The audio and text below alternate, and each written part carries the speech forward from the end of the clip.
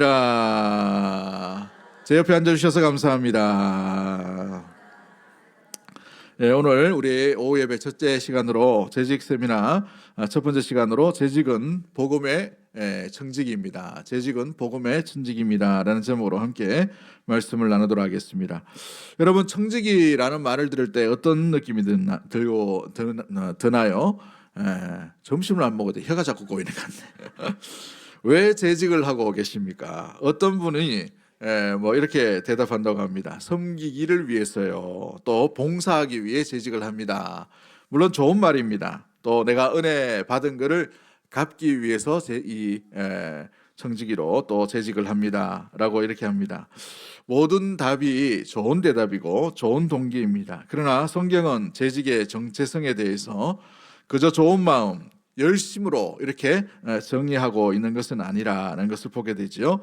무엇보다도 성경은 이 재직을 청직이다라고 이렇게 표현합니다. 한번 따라하겠습니다. 재직은 청직입니다. 우리 지난번에도 한번 뭐 이렇게 오후 예배 때 한번 언급한 것 같은데, 우리 요즘은 이게 명칭이 좀 바뀌었습니다만은 비행기를 타면 우리 거기 안내하신 분이 뭐라고 얘기해요?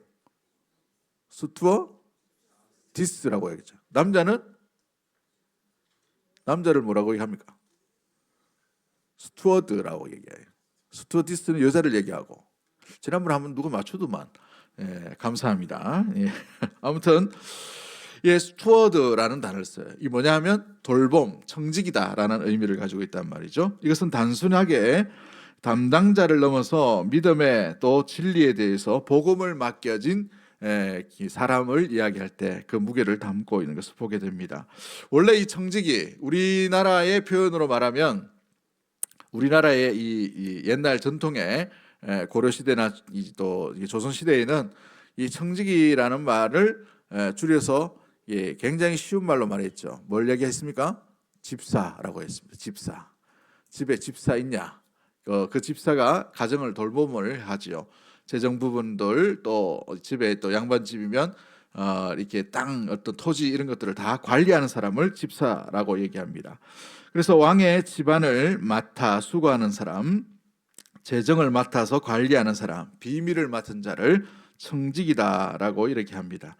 어떤 이에게는 귀한 고난이 주어지고 막대한 책임까지도 주어지게 됩니다. 이 집사가 쉬운 일이 아니에요. 또 청지기가 쉬운 일이 아니라 왕의 이 귀중한 재산들, 왕의 이 어떤 토지를, 영토를 관리하기 때문에 어찌 보면 굉장히 친숙하고 신뢰받는 사람만이 이 청지기를 맡아서 할 수가 있게 되었습니다. 고대에는.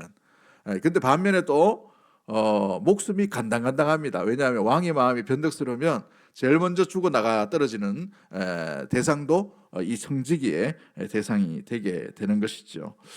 이와 같이 우리 주님께서 이 재직에 대해서 청지기로 이렇게 표현하고 있다는 것은 사뭇 굉장히 중요한 일을 맡아서 수고한다는 것이죠. 그 중요한 일에 가장 중요한 의미에 담는 그 포인트가 뭐냐 하면 복음이라는 사실입니다. 복음을 맡아서 관리하는 것, 복음을 맡아서 내게 주어진 것, 복음에 대한 청지기가 바로 재직이라는 것이죠.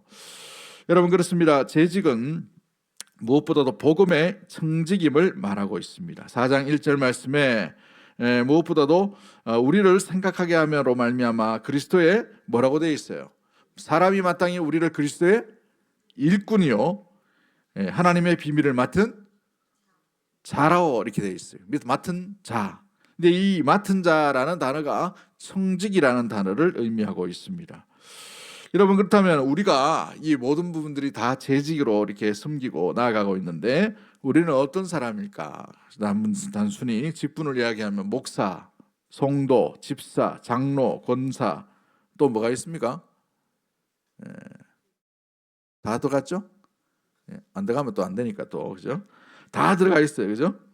성경은 우리를 이렇게 부릅니다. 그리스도의 일꾼이라고 이렇게 부르죠. 일꾼. 그런데 이 일꾼이라는 단어에 우리가 참 이렇게 늘 우리가 생각할 때에, 우리가 받아들일 때에는 항상 이 일꾼을 좀 미화할 때가 참 많이 있어요. 미화할 때가.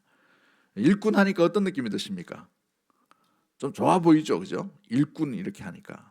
근데 이게 노예예요, 노예. 둘로스. 근데 이 둘로스라는 이 노예는 바울이 말하는 이 노예의 대부분이 어디서 일하는 노예냐 하면 그냥 가볍게 뭐 발을 씻어주는 노예, 이게 아니라 배 밑바닥에서 햇빛 못 보고 족쇄를 채고 북소리에 의해서 노를 젓는 굉장한 중노동을 하는 그 노예를 이야기할 때 착고에 채워져서 단순한 소리에만 움직이도록 만드는 게 일꾼이에요. 그러면 얼마나 거칠고 얼마나 참 뭐예요? 삶을 볼 때에 그렇게 썩 본받고 싶은 그런 모습들이 아닌 처참한 인생의 모습이 노예이고 일꾼인데, 사도 바울은 교회의 성지기를 바라보면서 뭐라고 얘기합니까? 그리스도의 일꾼이다라고 얘기합니다. 그리스도의 일꾼.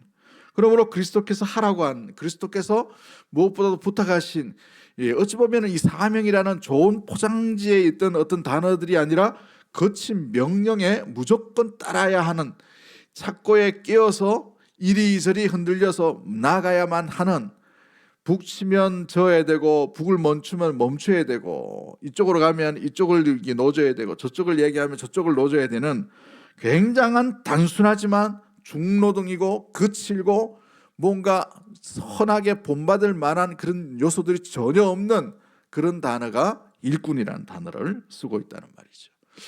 우리가 이제 교회 생활을 오래 했으면 뭐 50년, 60년 하신 분도 있고 기독교 역사가 2000년 정도가 됩니다만은 어느샌가 모르게 그리스도의 일꾼이 이렇게 포장되어 가는 것을 보게 됩니다. 원래의 초대교회의 일꾼은 한번 돌아갈 때에 거친 모습이에요. 자유가 없습니다. 자유가 없이 이거 하라 그러면 해야 되고 저거 하지 마라 그러면 하지 말아야 돼. 남자분들은 딱 어느 상황입니까? 군대 6주 훈련 생각이 나죠. 밥 먹을 때도 숟가락 지 마음대로 못 드잖아요. 야, 밥 먹어 하면은 갑자기 밥 탁 하고, 그죠? 또 이렇게 3명이 모여야, 3명 이상이 모여야 화장실 갈 수 있어요. 화장실도 지 마음대로 못 가요. 자유 시간이 없잖아요. 자유 시간이. 일어나라 하면 일어나야 되고, 자라 하면 자야 되고, 총 쏴라 하면 총 쏴야 되고, 그죠?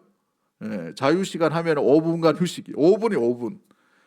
이런 게 이제 일꾼의 의미에 담겨져 있습니다. 자유란 전혀 없는 것이. 근데 우리는 볼 때에 너무 자유롭죠. 일꾼을 이야기할 때에. 항상 우리가 이 일꾼의 기원과 출발이 어디에서 이루어지는지를 잊어버리면 안 되는 것을 보게 됩니다. 왜냐하면 잊어버릴 때에 우리의 출발이 어떠한지를 놓쳐버리게 되고, 우리가 누구의 명령을 따르는 자입니까? 일꾼이 그리스도의 일꾼이라고 되어 있어요. 그러니까 이 그리스도의 말씀에 대해서 나름대로 자기 혼자 한번 생각해 보는 거예요. 이게 맞나?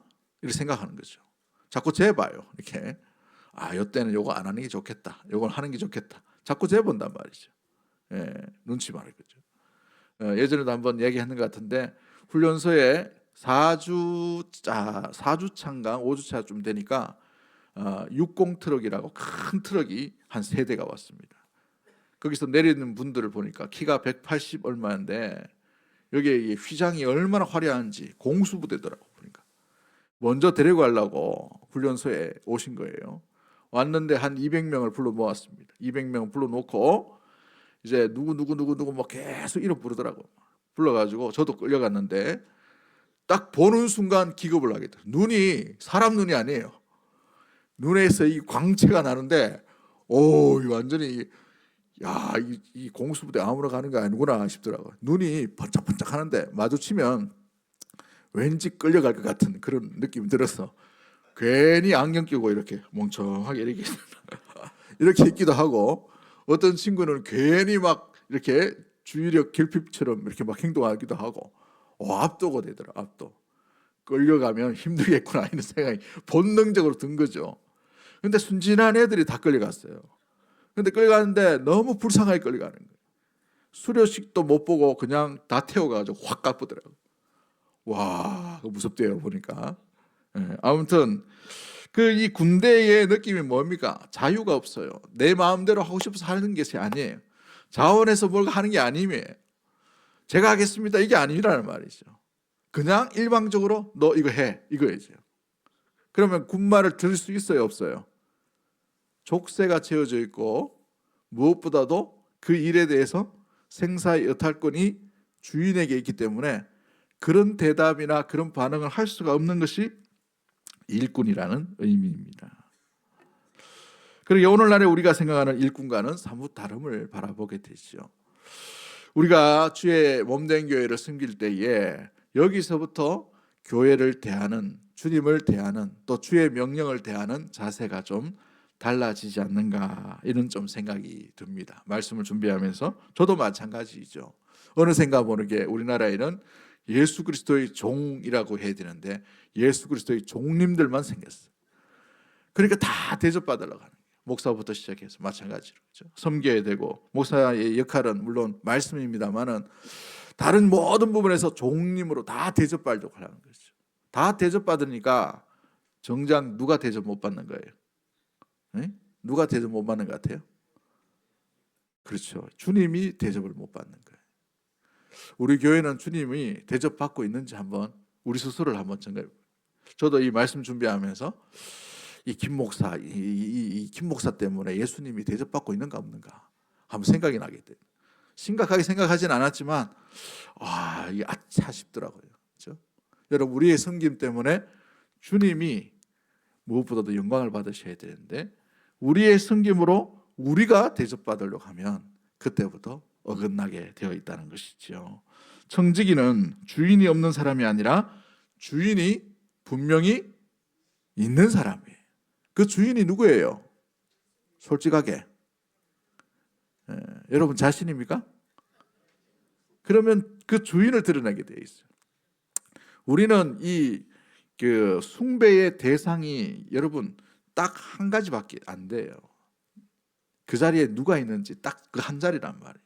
그 자리에 주님이 가셔야 되는데 그렇지 않고 대부분이 싹 섞여가지고 내 자신이 그 자리에 앉아가면 그게 나를 숭배하는 우상 숭배가 되어버리죠. 그래서 우리가 주인 없는 사람처럼 행동하는 것이 아니라 주인 있는 사람의 노예, 그 일꾼으로서 우리가 이 재직을 온전히 바라봄이 굉장히 중요한 태도로 나아갈 수 있게 됩니다. 우리가 만난 이 모든 것은 다 누구 것입니까? 주인 거예요. 하나님 겁니다. 그렇죠?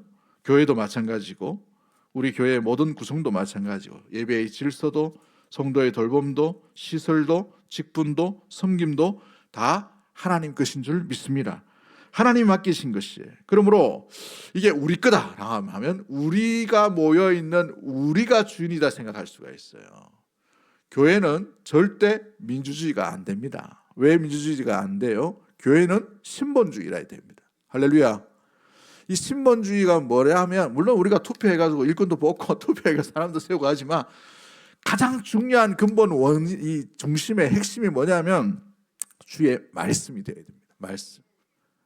특별히 개혁신학을 우리가 섬기고 있고 따르고 있고 믿고 있는 우리 믿음의 성도, 우리 개신교, 특히 우리 대한예수교 장로회 합동측은 어떤 권위보다 어떤 누구의 명예보다 무엇이 가장 우선순위 돼요? 하나님의 말씀이 되어야 됩니다. 그래서 이 말씀, 주인의 말씀이 우선순위 되어야 하는 것이죠. 그러면 그 말씀을 기억하면서 말씀을 따라 나아가는 것이 바로 일꾼의 온전한 자세입니다. 여기서 우리가 중요한 것은 하나님의 비밀 곧 복음이라는 사실이죠. 복음. 그리스도의 일꾼이요 하나님의 비밀 곧 복음을 맡은 청직임을 기억하고 내 안에서 내가 섬김으로 말미암아 이 복음이 드러날 수 있도록, 복음이 전파될 수 있도록, 복음이 이어질 수 있도록, 복음의 이야기가 흘러가도록 하는 것이 청지기의 가장 중요한 역할입니다. 우리가 어찌 보면 재정부에서 재정 이야기하고 교사 이야기하고 찬양대 이야기 이것만이 직분이라 생각하는데 그게 아니에요. 가장 중요한 원인, 가장 중요한 핵심은 복음을 맡겨진 청직이라는 사실입니다. 이 찬양대를 통해서 누구를 노래하는 것입니까? 하나님을 노래하는데 이 복음으로 말미암아서 아름답게 찬양이란 도구로 복음이 흘러갈 수 있도록 하는 것이 찬양대의 역할이에요. 찬양대만 하는 게 아니라 찬양대로서 복음에 합당한 삶을 살아갈 수 있도록 하는 것이 재직의 중요한 역할인 줄 믿습니다. 이것을 잊어버리면 내 봉사 하나 했다라고 이렇게 떼우는 것이 될 수가 있게 됩니다. 저는 대형교회에 참 많이 있었는데 이 대형교회 보면 선호하는 재직의 제1순위가 어딘 줄 아세요? 네? 찬양대예요. 찬양대. 왜 찬양대일까요? 잘 드러나잖아요. 잘 이렇게. 여러분 뭐라 하는 게 아닙니다. 우리 교회 찬양대는 참 너무 고생을 많이 해요. 적어도 3가지 일을 해야 돼. 3가지. 적어도 3가지 일을 하니까 아이고 대단하다 생각이 듭니다만은 이 대형교회는 한 가지만 해도 뭔가 있어 보이는 그런 자리를 잘 찾아요, 사람들이. 그래서 쉽게 찾는 곳이 어디냐면 찬양대입니다. 박수도 쳐주죠. 이렇게 멋있게 딱 드러나죠. 막. 또 대형교회니까 그 찬양대 자체가 한 200명, 250명씩 모여요. 그러니까 얼마나 우렁차겠습니까? 오케스트라가 막 좋은 오케스트라 서로 들어오려고. 그 대형교회는요, 그 심지어 이게 뭐예요? 이게 사례도 안 줘요. 경쟁이 치열해가지고 올간 반주자 하나 뽑는데 100통이 들어와. 100통이 이력서가. 남의 교회라고 놀라지도 않죠. 그죠? 그러니까 다 자원봉사예요. 자원봉사. 그거 한번 써보려고, 그 웅장한 무대 한번 써보려고 막 교수들도 와가지고 솔리스트 좀 써달라고 막 이렇게 얘기하거든요. 그죠? 근데 왜 이 쉬운 거거든요. 그게 드러나고 나타나는 것은 쉬울 수가 있어요. 그런데 숨겨진 그 봉사, 숨겨진 그 자리, 제일 중요한 마인드가 뭐여야 되느냐 하면 복음의 청지기로 살아가야 됩니다. 내가 드리는 찬양이 내 고백이 돼야 돼요. 할렐루야. 오늘 찬양대 헌신 예배가 아니지만 여러분 찬양대가 너무 은혜롭게 찬양을 잘 하셔가지고 여러분 무엇보다도 우리가 드리는 이 봉사도 마찬가지예요. 설거지할 때 얼마나 힘듭니까? 이 추운 겨울에 손이 막 얼어가지고 막 이렇게 힘든데 그거 하는 것도 그 자체에 여러분 내가 내 담당을 떼었다 이거 하시면 안 돼요. 이거 위험합니다. 일로서 접근하시면 정말 위험해요. 청지기예요. 어떤 청지기? 복음의 청지기예요. 복음의 청지기. 이 음식을 먹고 이 음식을 대하는 자가 참 맛있게 즐겁게 행복하게 주의 은혜를 좀 누렸으면 좋겠다 이런 마음이에요. 우리가 이 봉사를 통해서 하나님을 세우고 하나님을 드러내고 하나님이 나타날 수 있도록 하는 것이 청지기의 역할인 것입니다. 단순히 우리가 찬양이어서 섬기고 하고 교사로서 섬기기도 하고 주차 봉사로도 하고 이것만을 생각하는 것이 아니라 그 자리, 그 봉사, 그 섬김 모든 중심이 뭐여야 된다고요? 복음의 청지기로서의 삶을 마인드를 자세를 가지고 그 일에 대할 때에 우리의 봉사가 흩날리는 봉사가 아니라 제대로 관역을 맞춰가며 그리스도를 높이고 주님을 높이며 주의 영광을 나타내는 온전한 청지기의 삶을 드러낼 수 있게 될 줄 믿습니다. 그러기에 한 가지에 여러분 그 일에 대해서 난 다 했다 이렇게 생각하시면 안 돼요. 복음의 청지기의 삶을 드러내는 고백들이 우리의 봉사 가운데 나타나게 되기를 주의 이름으로 간절히 축복합니다. 그러기에 재직은 단순한 관리자나 봉사자가 아니라 우리가 복음의 관리자임을 한순간도 놓치지 마십시오. 교회를 위해 열심히 뭔가 일하는 사람이 아니에요. 복음을 맡아서 오늘 복음의 제사장답게 온전히 나아가는 그 마음, 중심, 그것이 중요하죠.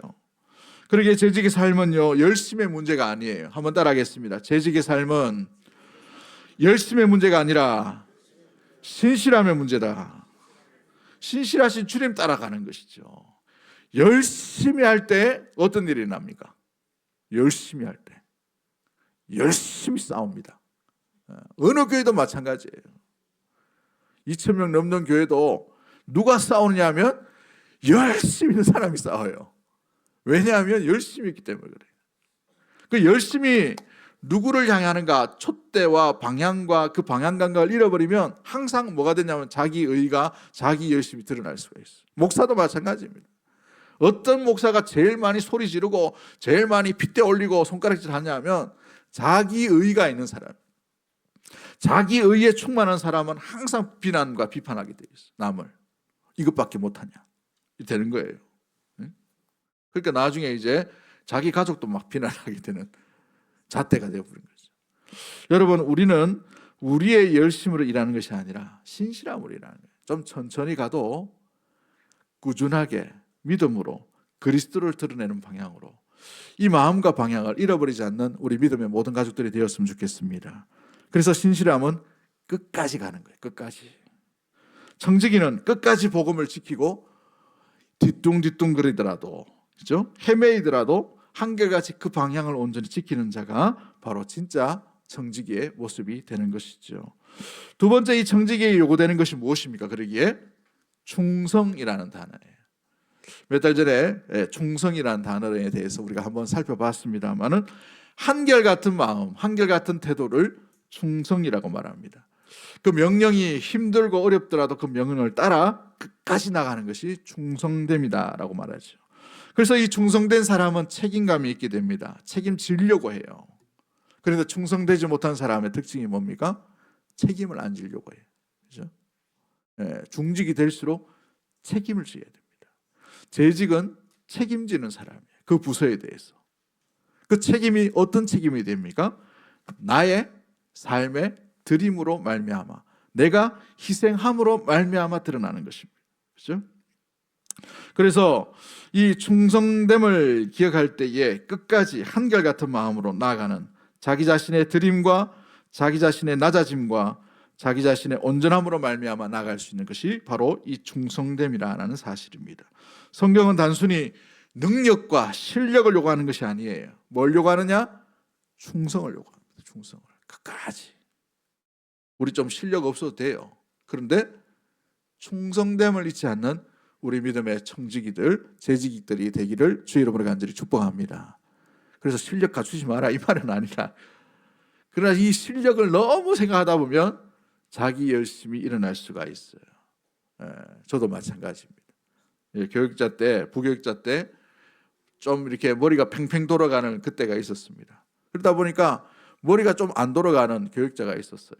너무 답답하고 어떻게 일을 이렇게 하냐고 막 그렇게 했는데, 그분이 더 영성이 저보다 더 깊더라고 보니까, 이게 실력으로 교회가 운영되는 건 아니구나.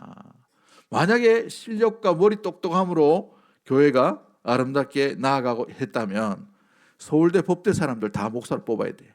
그죠? 그렇지 않아요. 여러분, 무엇보다도 중요한 것은 우리의 실력, 능력을 나타내는 것이 아니라 주님 앞에 얼마나 신실함으로 나아가는 태도로 가지고 있는가, 한결같이 쫓는가. 그렇죠? 누가복음에 보면 종에 대해서 실컷 밭일 하고 난 뒤에 주인이 뭐라고 얘기합니까? 밭일 실컷 시키고 난 뒤에 돌아왔는 종에 대해서 뭐라고 얘기해요? 앉아서 쉬어라고 얘기합니까? 어떻게 얘기합니까? 가서 밥 지어라 하잖아요. 이런, 요즘으로 생각하면 이런 악덕 기업주가 어디 있어요? 그런데 성경은 그 당시의 비유를 들어서 그 이야기를 한단 말이에요. 부당하고 때로는 인권도 없고 정말 불합리할 수 있는 부분들이에요. 그러나 그 일에 대해서 충성됨이 뭡니까? 끝까지 주인의 말에 신뢰함으로 나아가는 자세이죠. 주인의 뜻을 따르는 것이 바로 충성됨입니다. 이 충성의 훈련이 되지 않으면 이 사역을 할 때에 굉장히 애를 먹게 됩니다.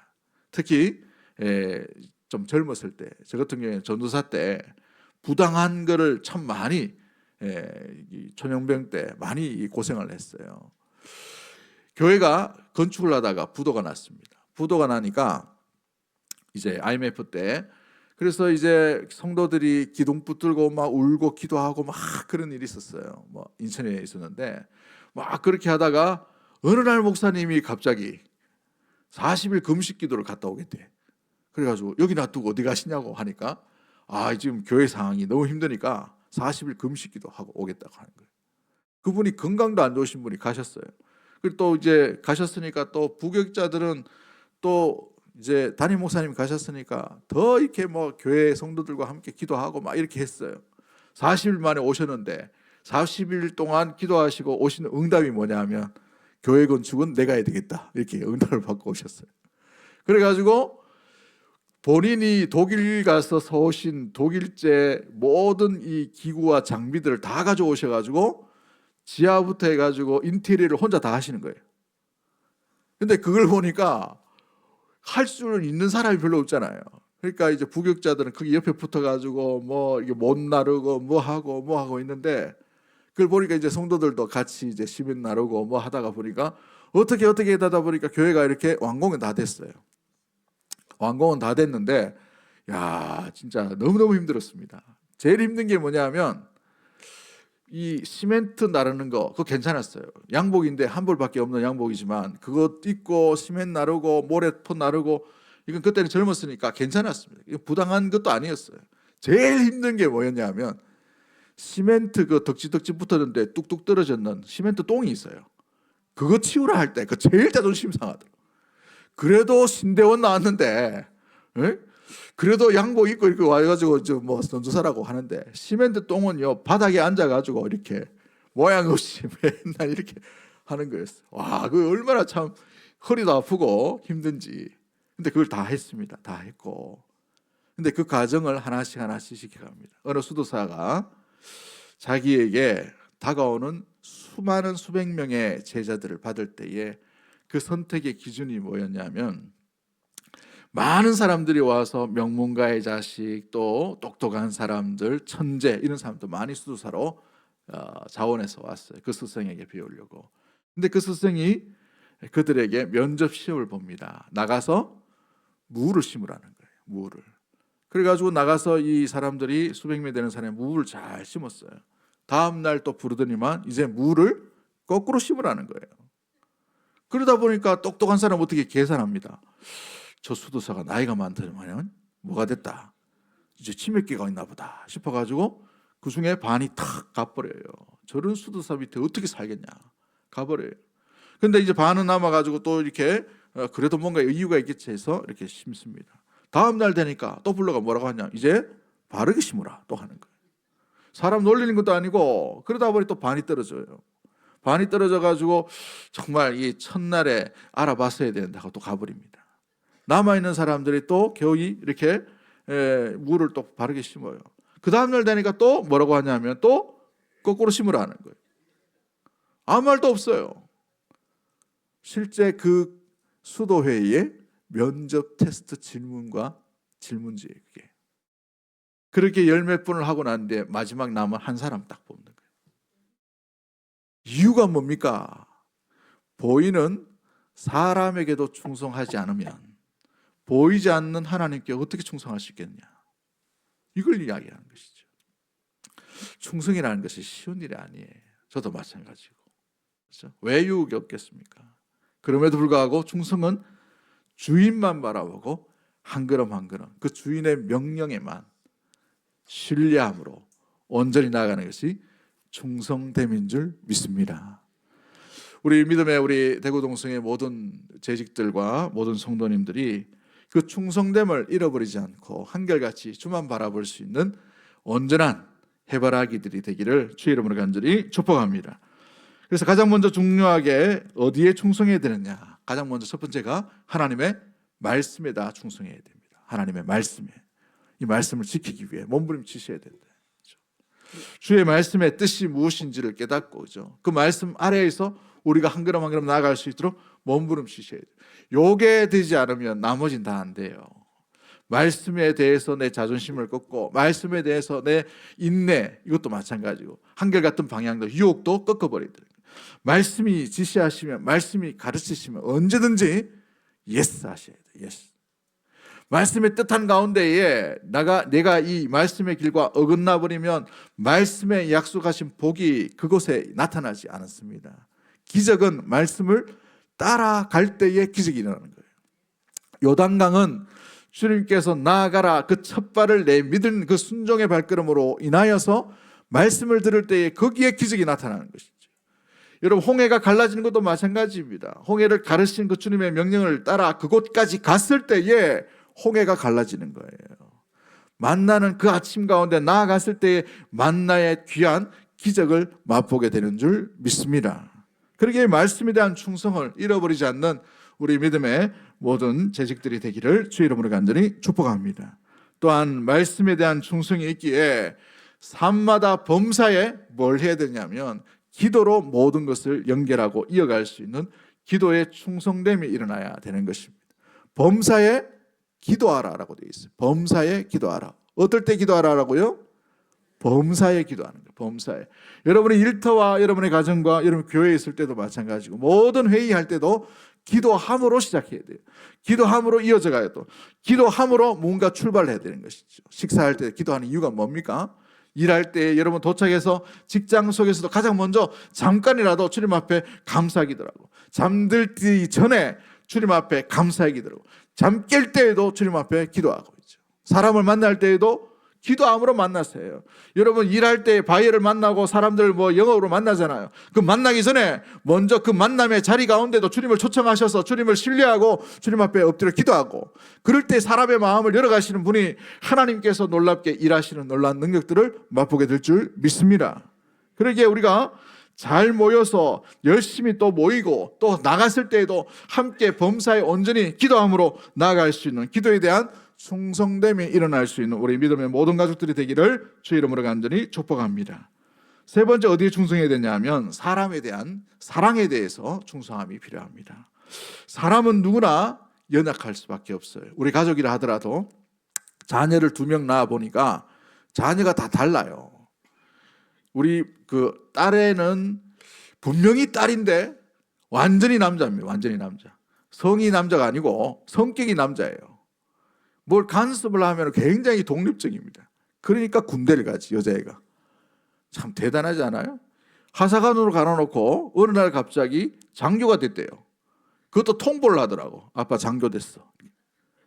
그래 언제 오래요. 왜 가냐 하니까 장교 돼가지고 자기가 시험 쳤는데 됐으니까 이렇게 무술의식이 딱 오라고. 근데 둘째는 아들인데 아들 같은데 여자예요. 완전히. 참 얼굴만 잘 생겨가지고. 저한테는 많이 그렇습니다. 저한테만. 예. 아무튼 여러분 사람들이 다 다르단 말이죠. 근데 사람을 보고는 충성할 수가 없어요. 사랑에 대해서. 근데 사람 안에 누가 일하시는 것을 봐야 됩니까?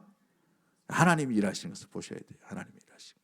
예전에 제가 군대 가기 전에 대학부에서 회장을 맡고 회장 끝나고 난 뒤에 코 리더라고 해가지고 소그룹 리더 중에 리더 위에 소그룹 리더를 이렇게 케어하는 리더로 세워지게 되었어요.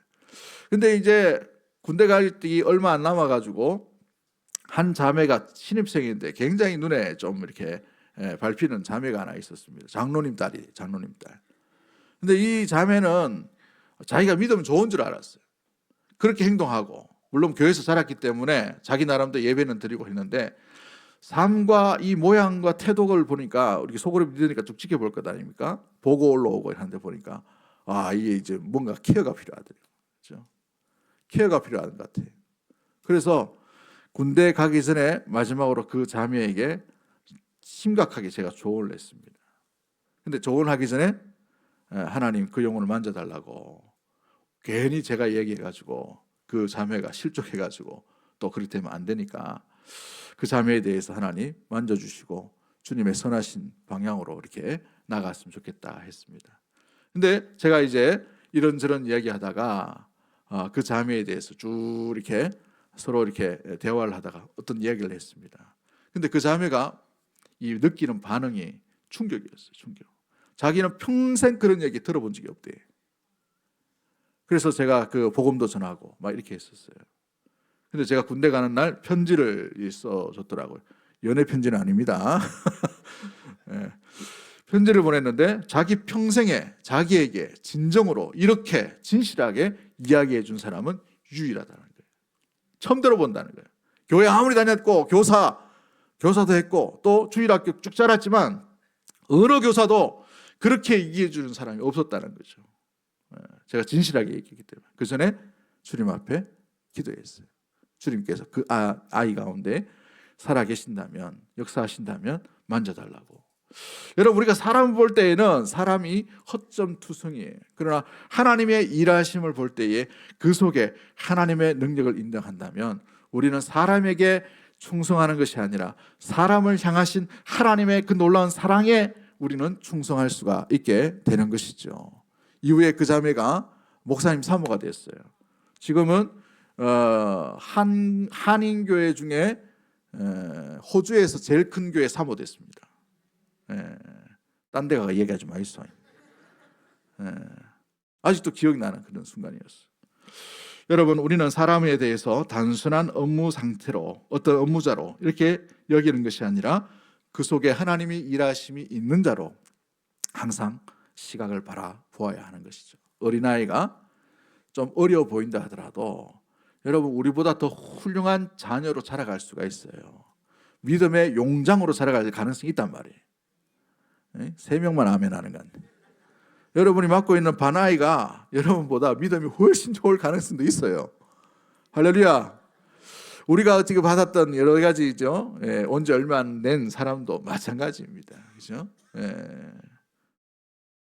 제 후배 중에 2,000명, 3,000명 되는 목회하는 우리 제 제자 같은 후배들이 많이 있어요. 근데 처음에는 저 뭐 어디 목사 구실 하겠나 이런 생각이 들었어요. 근데 나중에 이렇게 좀 잘 하다 보니까 그 속에 하나님이 일하심, 능력, 은사가 아주 귀한 달란트가 있는 걸 보게 되었어요. 저래서 저렇게 세우시구나 라는 걸 느끼게 되었어요. 저보다 설교도 못했고 어떤 사역적인 부분에서 모자람도 있었고 소그룹 인도하거나 아니면 강의하거나 강의채 들어가지도 못했던 그런 후배였어요. 그런데 하나님이 또 다르게 쓰시는 부분이 있어요. 하나님의 일하심을 우리가 판단할 수 없는 거예요. 우리 자녀도 마찬가지고 우리 교회 성도도 마찬가지고 우리 재직도 마찬가지입니다. 우리가 그러기에 사람을 향한 놀란 하나님의 그 사랑 안에 우리가 끝까지 서로에 대한 충성, 한결같은 신실함이 나타나게 되기를 주의 이름으로 간절히 축복합니다. 시간이 많이 갔는데 마지막 세 번째로, 청지기는 공동체를 세우는 사람이에요. 한번 따라하겠습니다. 청지기는 공동체를 세우는 사람입니다. 여러분, 공동체를 허무는 것이 아니라 공동체를 세워나가셔야 됩니다. 그래서 우리가 태도로, 말, 행동 이런 부분들을 굉장히 유의를 하셔야 됩니다. 새가족이 올 때 특히나 더 새가족들에게 여러분이 보여지는 것은 어찌 보면은 이 교회 성도들의 전반적인 모습을 보여줄 가능성이 많아요. 옆에 붙어있는 사람, 옆에 이야기해 주는 사람들이. 그래서 새가족들에게 어떤 이야기를 들려주느냐에 따라서 선입견을 가지느냐 아니면 온전하게 교회를 바라볼 수 있게 하느냐. 우리의 목적은 이 새가족이 그리스도를 바라보게 해야 돼요. 할렐루야. 그리스도를 보게 하고 그리스도를 만나게 하고 그리스도와 함께 연합되어서 교회와 함께 아름답게 나가야 됩니다. 우리의 행동거지, 또 말 한마디 한 것, 또 섬겼던 것, 어찌 보면은 여러 가지 배려했던 그 모든 것들을 새가족들은 눈여겨본단 말이죠. 그렇죠? 그렇기 때문에 우리가 교회 공동체를 세워나가는 청직이라면 그를 통해서 그리스도를 온전히 오해 없게 바라볼 수 있도록 해줘야 합니다. 화장실 안내줘도, 식사 가운데 같이 한다 하더라도, 그렇죠?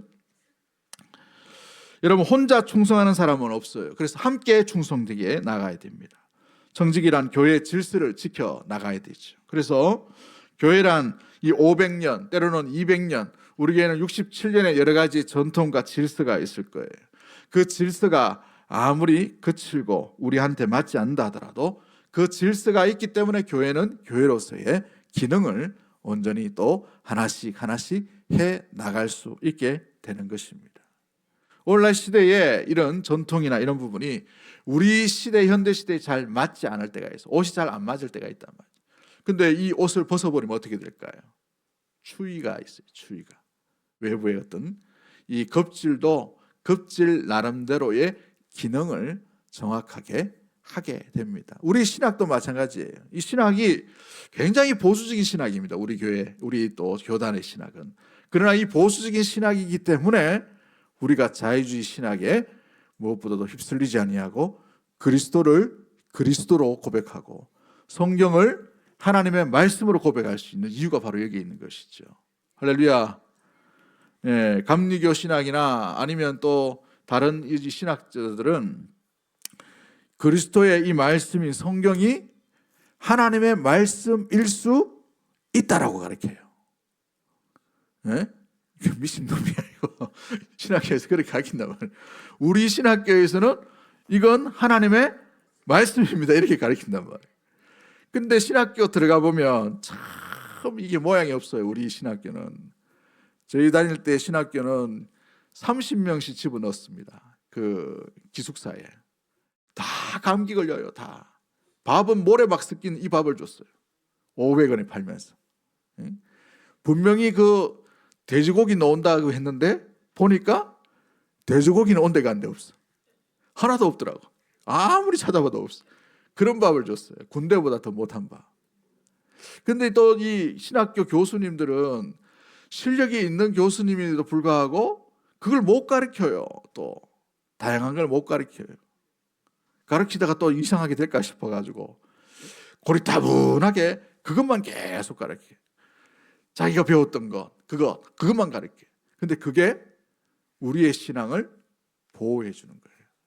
그 3년의 신학이 얼마나 감사하고 귀중한지 몰라요. 목사 입에서 주는 그리스도시요 살아계신 하나님의 아들이십니다. 이 고백이 나와야 되지. 주님이 이 땅 가운데 오신 것도 맞는데 안 오신 것일 수도 있다. 이런 목사들 만나면 어떡하겠어? 그죠?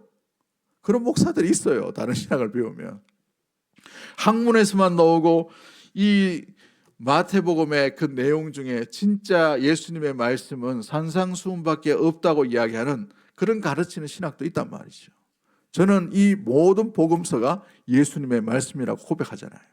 할렐루야. 이게 우리가 그친 것처럼 보이지만 그러나 이것이 우리를 보호해주는 안정장치일 수 있다는 사실입니다.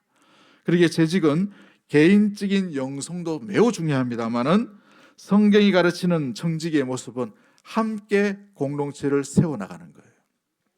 옆 사람 째려보지 말고 손 꼭 잡아주시고 이렇게 한번 인사했으면 좋겠어요. 우리 함께 교회를 세웁시다. 건강하게 세워나가십시다. 할렐루야. 교회는 어떤 장소가 아니라 사람들의 모임입니다. 그래서 성김의 방향과 목적은 공동체를 세우도록 하셔야 돼요. 목사도 마찬가지고. 저는 가급적이면 설교 시간에 부정적인 이야기를 안 하려고 합니다. 왜 안 하려고 하냐면 부정적인 이야기는 세상의 뉴스만 들어도 부정적인 이야기를 너무 많이 들어요. 근데 꼭 교회까지 와가지고도 부정적인 이야기 들으면 얼마나 힘들겠어요. 그래도 교회는 사랑 이야기 해야 되고, 그래도 교회는 소망 이야기 해야 되고, 그래도 교회는 기쁨 이야기 해야 되고, 그래도 교회는 평안을 이야기해야 되고, 목사의 입에서 그게 흘러 넘쳐야 될 줄 믿습니다. 맨날 목사 입에서 못 살겠다, 죽겠다, 힘들다 이런 얘기만 나오면 어떻게 되겠어요? 아니죠. 여러분 집에서도 마찬가지예요. 부모님들이 자녀들과 대화할 때에 아주 신중하게 하셔야 돼요. 아이들이 여러분의 부정적인 이야기를 듣고 정체성으로 삼아버리면 위험할 수가 있어요. 염세집이 되면 위험할 수가 있단 말이죠.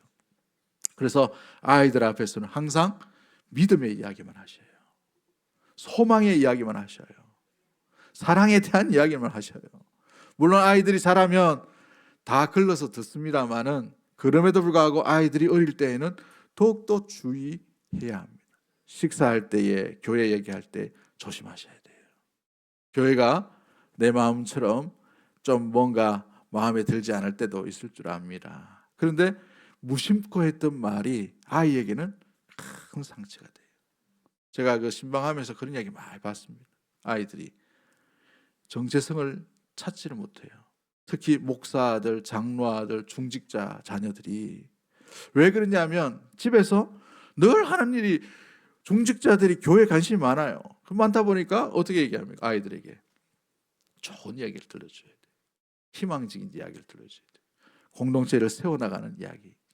저희 할아버지 그 자인에서 그 교회 건축할 때에 그 위에서 도포 입으시고 이렇게 서 있던 그 마지막 사진이 있어요. 그 한 장의 사진으로 할아버지의 모든 인생을 다 이야기하는데 얼마나 고생을 하시는지 옛날에 도천산이라는 곳에 올라가셔가지고 새벽기도 하시고 새벽에 이제 해가 뜨면은 교회 와서 종을 치시고 교회 지키시고 교회 벗어나려고 몸부림치셨던 분이에요.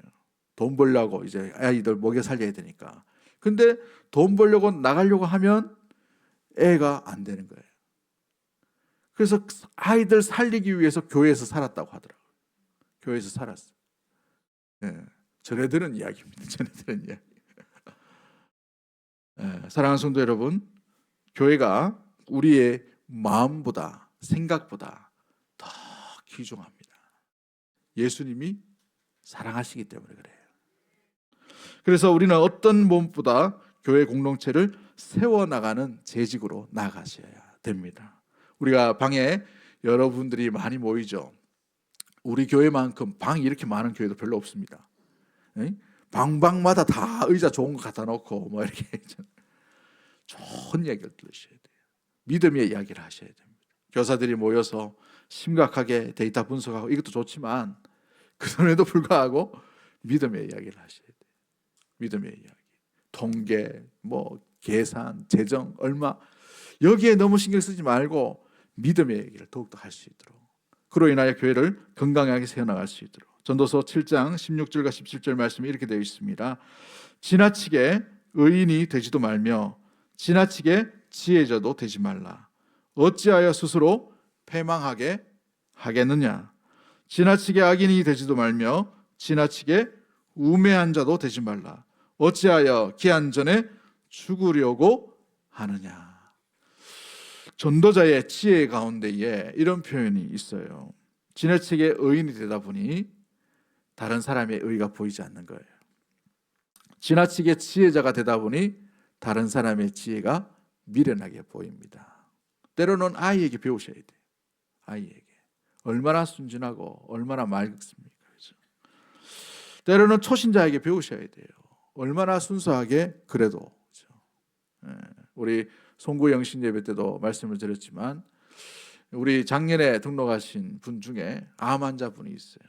항암 치료를 지금 6번, 7번째 하고 있는데 그 항암 치료하고 힘들 때 요양병원에 잠깐 쉬고 그 다음에는 무조건 교회에 오셔요.